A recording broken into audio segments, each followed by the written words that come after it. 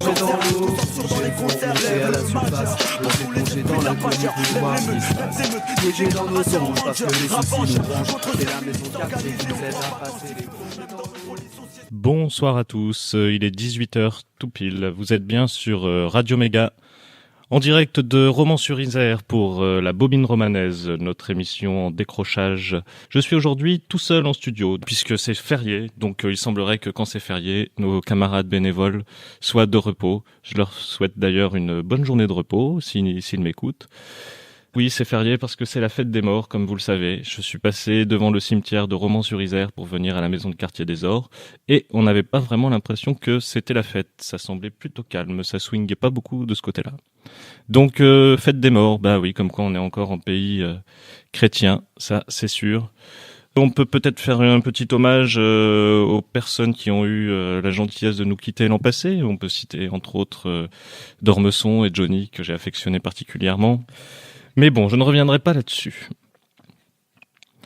Tout d'abord, pour faire le lien avec ce dont j'avais parlé la semaine dernière, à savoir l'avortement, sachez que cette semaine, une députée française a demandé au gouvernement de préciser la position de la France sur la pénalisation de l'avortement dans la principauté d'Andorre. Et oui, sachez qu'Emmanuel Macron est considéré officiellement comme coprince de la principauté d'Andorre. Et sachez donc aussi qu'en Andorre, l'avortement est interdit. C'est l'un des derniers États d'Europe, avec Malte, Saint-Martin et bien sûr, je vous le donne Émile, le Vatican, un des rares derniers États d'Europe donc où l'avortement est interdit. Interdit y compris en cas de viol, d'inceste, de maladie ou de malformation du fœtus. Par exemple, si on voit à l'échographie que le fœtus n'a qu'un seul bras. Petite dédicace à ce qui se passe dans nos belles campagnes françaises où il fait bon vaporiser du glyphosate et autres gentils produits chimiques dont les conséquences sont assez surprenantes apparemment. Donc revenons en Andorre, dont Emmanuel Macron est coprince et où l'avortement est interdit. Ça constitue là-bas encore un délit passible de 6 mois d'emprisonnement pour la femme enceinte et 3 ans de prison avec 5 ans d'interdiction d'exercice pour le médecin qui pratique cette intervention. Évidemment, l'évêque espagnol, monsieur Jean-Enrique Vives, qui est lui aussi l'un des 2 coprinces d'Andorre, puisque donc il y a le prince Macron et le prince Vives. Lui, il est évidemment teneur de la position anti-avortement. Voilà, donc je savais pas que Macron était coprince d'un État dans lequel l'avortement était interdit. Je tenais à vous le faire partager en ce jour saint. Ensuite, quelques bonnes nouvelles. Vous savez que j'aime bien les fausses bonnes nouvelles. Vous vous rappelez, l'an dernier, on avait parlé de la première femme évêque de Londres en Grande-Bretagne. Là, aujourd'hui, je peux quand même vous annoncer que cette semaine a été élue en Éthiopie la première femme présidente.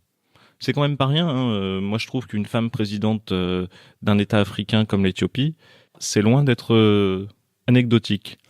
D'autant plus que l'Éthiopie a une place symbolique un peu importante dans l'imaginaire. C'est un peu cet État qui a toujours été rebelle à la colonisation. Et donc voilà, sachez que c'est maintenant une femme qui est présidente de ce grand État d'Afrique noire. Ensuite, dans la série des autres fausses bonnes nouvelles. Oui, alors fausses bonnes nouvelles, parce qu'évidemment, c'est comme un noir président, ça reste un président. Donc cette pauvre femme restera quand même présidente et c'est pas ce qu'on peut souhaiter comme avenir pour les femmes.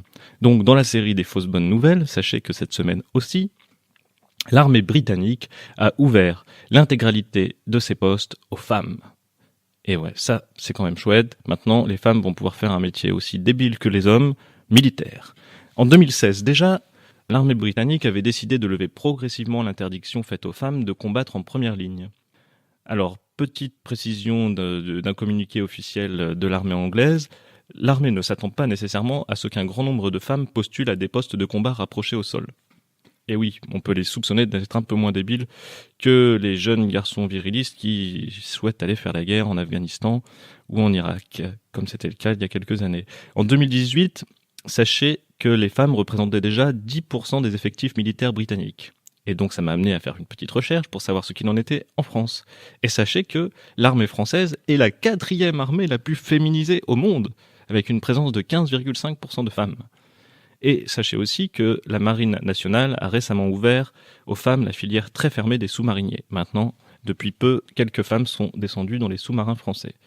Sachez aussi qu'en Israël, il y a un fort taux de féminisation, ne serait-ce que parce que le service militaire est obligatoire aussi pour les femmes.